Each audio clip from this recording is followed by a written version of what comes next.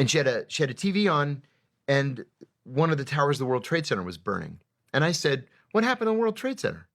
And she said, "A Plane flew into it. And I naively said, You know, that happened once before. In 1932, a bomber flew into the Empire State Building. but it was really foggy then. It's so crystal clear today. Like, how can you not see that you're flying into the World Trade Center?" And just as I said those words, The second plane hit. and then she turned to me. I was standing behind her. She turned to me and she said, Did you see that? "Or did I imagine it?"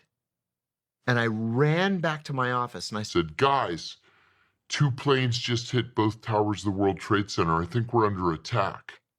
so everybody ran back up to the front office.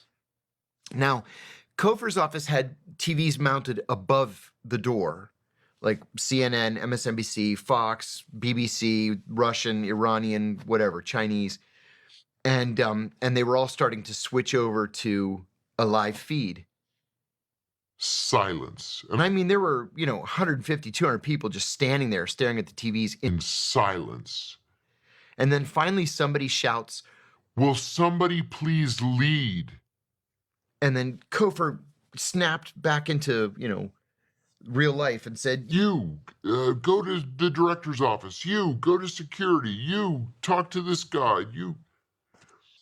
Finally, a cop came in to the office and said, "We're evacuating headquarters. Everybody get out." Nobody budged. And then an hour later, he came back and said, "If you don't evacuate." You'll be arrested, which they meant. So, I mean, talk about chaos. We all evacuated. I got about halfway home. I lived about 5 or 6 miles from headquarters. I got about halfway and I just couldn't get any closer to my place. So I just abandoned my car on the side of the highway.